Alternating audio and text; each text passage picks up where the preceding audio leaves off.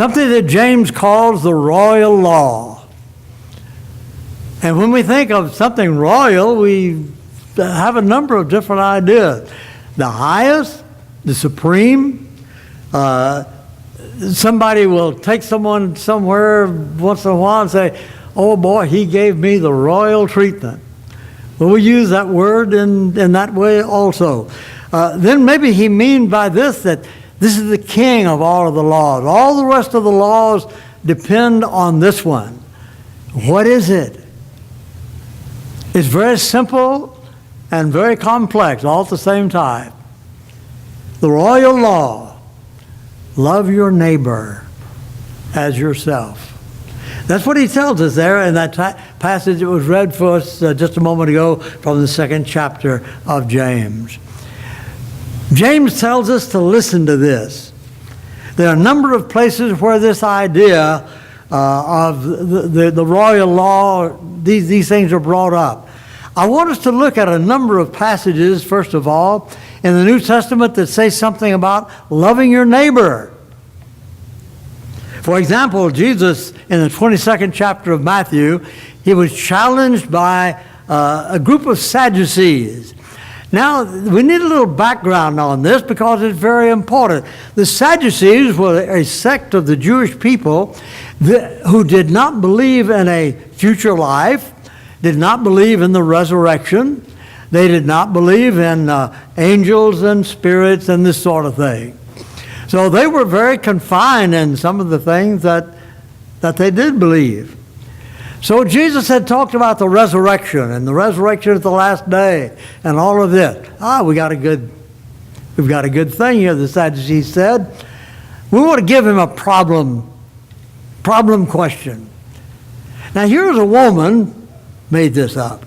Here's a woman, they said, who she was married to a man and they had no children. Now according to the law, the brother of that man would marry that widow and raise children that would be children to him. Well, she married a second time, the brother, and he died and had no children. Married a third time, and it went on quite a few times, and no children were born. Now, in the resurrection, if there is such a thing, they would say, in the resurrection, whose wife will she be? She was married to all of them. And then Jesus gave that's a very simple thing. You err because you don't know the Scripture or the power of God. And then hearing that the Sadducees had been silenced by Jesus, the Pharisees did something. The Pharisees got together. One of them, who was an expert in the law, tested Jesus with this question. Teacher, which is the greatest commandment of the law? Jesus replied, love the Lord your God with all your heart, with all your soul, with all your mind. This is the first commandment, and the second is like it. You shall love your neighbor as yourself. All of the law and the prophets hang on these two commandments. There are some really important things that Jesus said in reference to this. The Sadducees had asked this tricky question that Jesus set them down on. Jesus answered them by saying, you don't know Scripture. How many times have I said to this congregation, study, study, study. If you don't know Scripture, you won't know what's right or wrong in the multitudes of things that are taught in the religious world. Study Scripture. Maybe Jesus would have the same thing to say to us. You don't understand because you don't study Scripture. Don't trust your salvation to a preacher, including me. Don't trust your salvation to a teacher. Trust it to the Word and to Christ. That's the important thing. Well, this Pharisee was an expert in the law. And an interesting thing about the law of Moses during the time of Christ, don't ask me why they did this, but they did it. First of all, they would argue a great deal about what is the great commandment? What is the greatest thing? And somebody, who knows who, somebody made a list of all of the commandments of the old law. How many were there? 613. Okay, 613. Out of that number, 365 were negative commandments. 248 were positive commandments. And now, the question naturally comes up, out of all of this 600, what is the most important one in the whole works? Well, that sounds like, that's a profound question. But the thing was, they argued about that. The theologians, as we would call them, I guess, the theologians of that day, well, this is the most, oh no, that's not, this one over here, well, it's not that, it's this. And they would argue and debate about what was the greatest commandment. Well, there's a little story that comes up from a Jewish writing called the Talmud. The Talmud was a sort of a collection of many of the traditions, and then it was also a commentary on some scripture.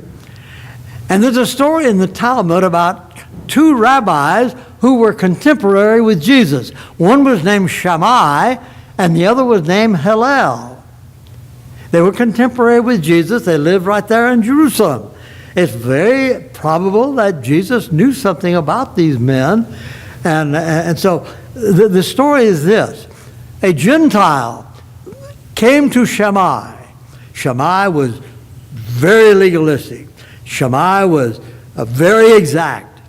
Shammai was, everything had to be exactly right, just the way the law says.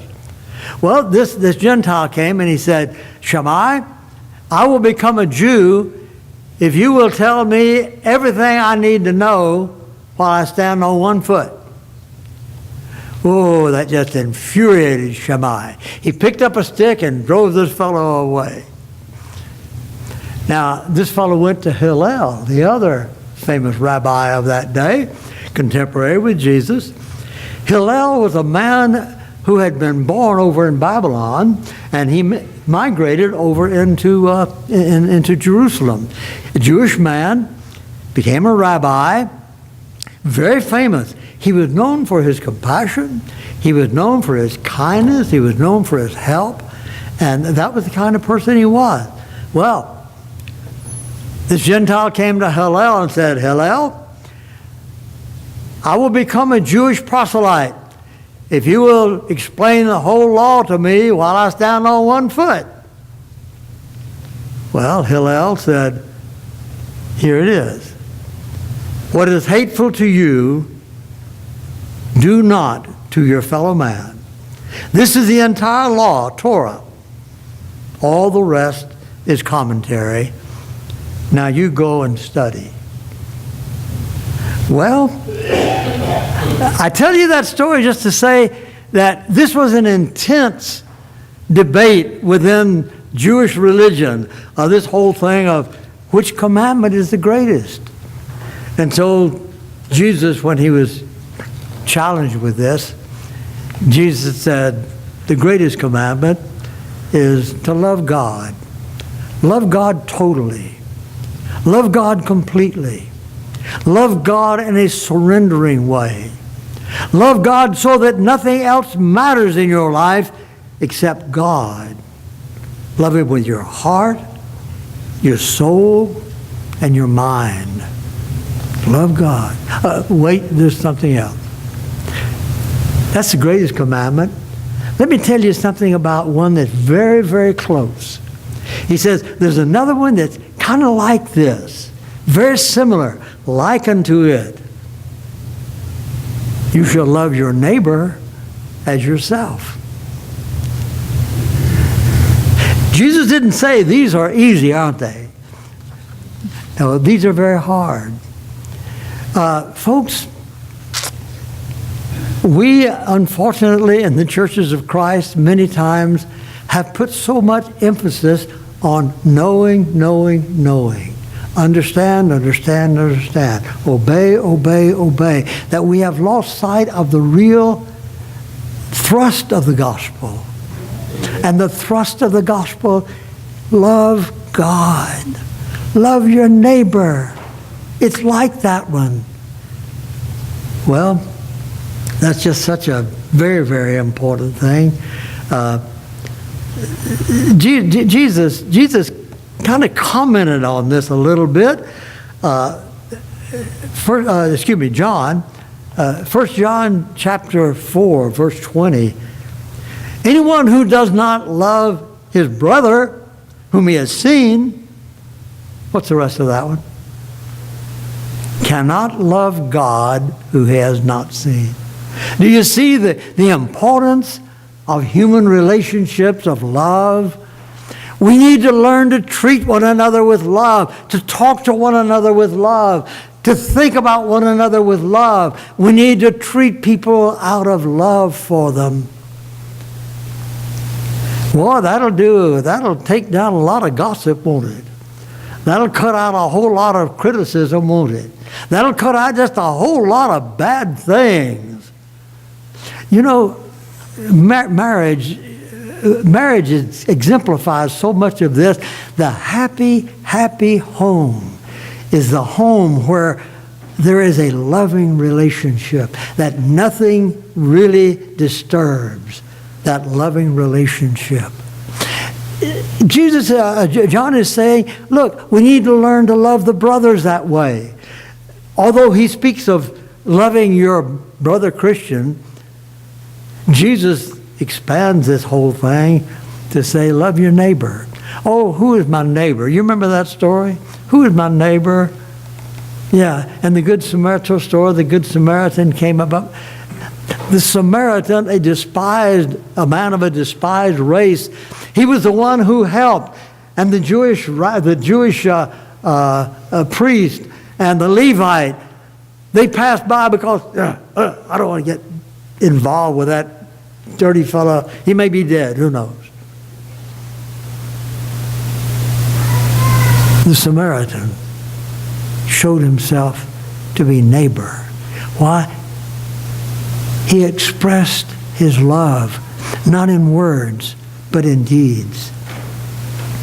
And so Paul says, owe no man anything. Well, that's a good part of it, isn't it? Let's don't stop there. Owe no man anything except to love one another. For he that loves his neighbor has fulfilled the law. That's a good one, folks. If you love your neighbor. And he's not talking about the guy next door, the lady next door. He's not talking about the person down the street. He's talking about anybody that God has created that you come in contact with. So, he that loves his neighbor has fulfilled the law. For this, now get this, you shall not commit adultery, you shall not kill, you shall not steal, you shall not covet. Well, you recognize that. And if there's any other commandment, it's all summed up in one word, namely, you shall love your neighbor as yourself. James calls it the royal law. Love works no ill to his neighbor. Love, therefore, is the fulfillment of the law. Romans 13. You know, if we can just get this into not just into our head, but into our hearts, into our lives, this will change so many things. Oh, I love him because he loves me. I love her because she loves me. But I don't like that one because he doesn't like me. I don't love him because of what he did. No. You know, God so loved the good people of the world that he gave his own... No, that didn't come out right. God so loved the world. The good ones, the bad ones, the rich ones, the poor ones. He so loved the world that he gave his only begotten Son. So, you and I need to see that human relationships, spiritual relationships, our relationship to God, all of these things come down to the simple idea of loving people, of loving God. And this idea of loving people James says that's the royal law. John chapter 13. This one will kill you if you're not already aware of it. John chapter 13, verses 34 and 35. A new commandment I give you, that you love one another. Why didn't he stop right there? No, he didn't stop there. That you love one another even as I have loved you. That you also love one another. By this all men shall know that you are my disciples, if you love one another. Why didn't Jesus say, if you've memorized a lot of Scripture, by this people will know you're my disciples? If you always talk about church, people will know you're my disciples. If you condemn evil, people will know you're my disciples. Well, although all these things are spoken of in Scripture, Jesus says, the way they'll know you're my disciples is if you love one another. Love works no ill to his neighbor. By the way, Jesus said this again in chapter 15 of the book of John. This is a greater testimony to our relationship to God than anything else that we can do. So let's bring it into our homes, folks. Let's bring it into our workplace. Let's bring it into our congregation. Let's bring it into our friends and our neighbors, that we learn to show love. How do we show love? We show love by helping. We show love by sympathy. We show love by benevolence and compassion. And I never show love by keeping a grudge. I never show love by saying, well, I remember when such and such happened, they didn't help me. I'm not going to help them. They said bad things about me. I'm going to say bad things about them. No. They said a lot of bad things about Jesus. And Peter said, when he was reviled, he reviled not again. When he was threatened, he suffered. But he did not get them back. He did not retaliate. He did not treat them the way they treated him. Instead, he loved them so much that he gave his life as a sacrifice. Just maybe they will come to God. That was the idea. You know, Christianity makes a claim. It makes a claim that we as Christians uphold the highest moral, ethical values of any world religion.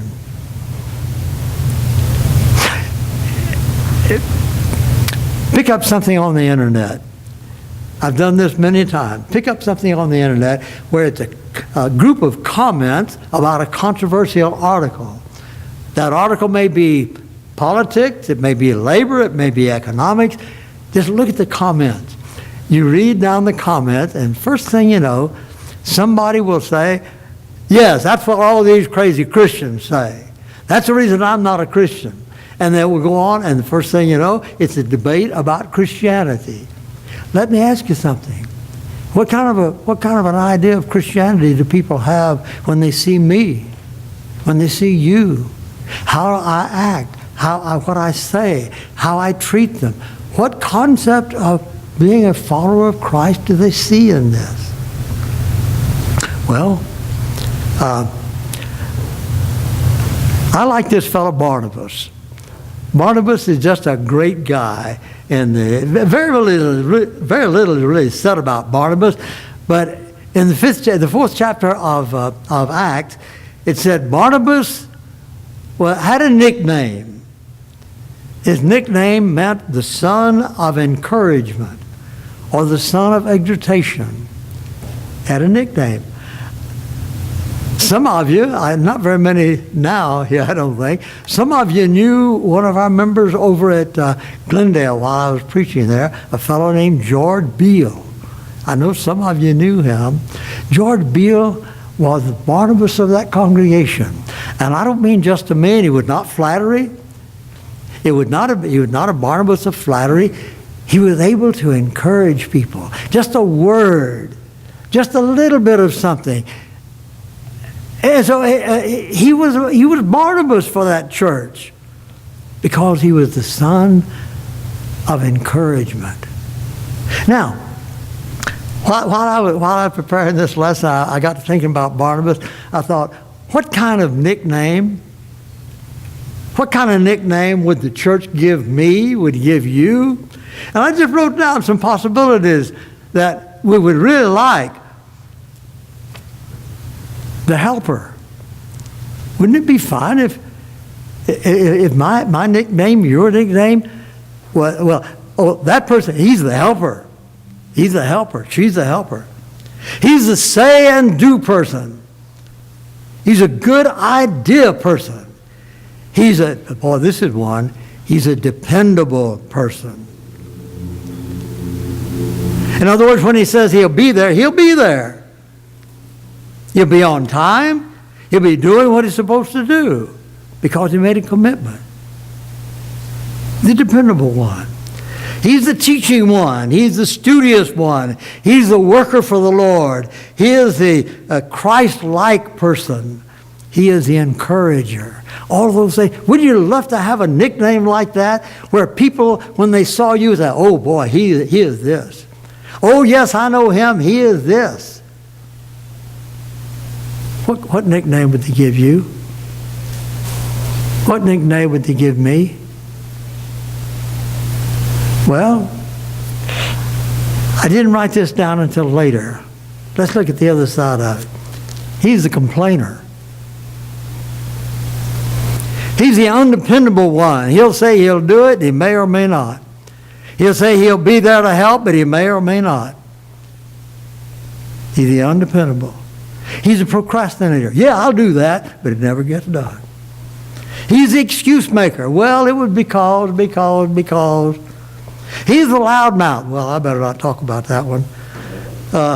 He's the know-it-all.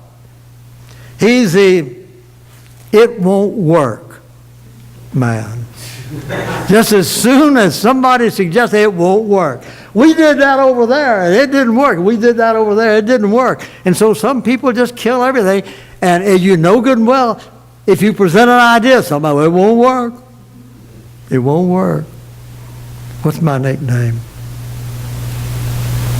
Barnabas had a nickname. You know, Jesus, what nickname would you give Jesus? What nickname would you give him? The lover. The man of compassion. There's a whole lot of these that you could give him. He gave Peter a nickname. What was Peter's nickname? Rock. That was a nickname. He gave James and John a very peculiar nickname. Very peculiar nickname. He says, you are Boanerges. I have to look and read that because I keep forgetting how to pronounce it. You are Boanerges. What in the world does that mean? Well, he says it means the sons of thunder. It's found over in the book of Mark, chapter 3. Well, I went back and looked up this word to see what in the world does this word really mean. And it's very confusing, and the meaning of the word is not very clear because the word can have some opposite meaning. It can mean a person who is filled with zeal, a fiery person. But it can also mean a person who is ill-tempered or quick-tempered.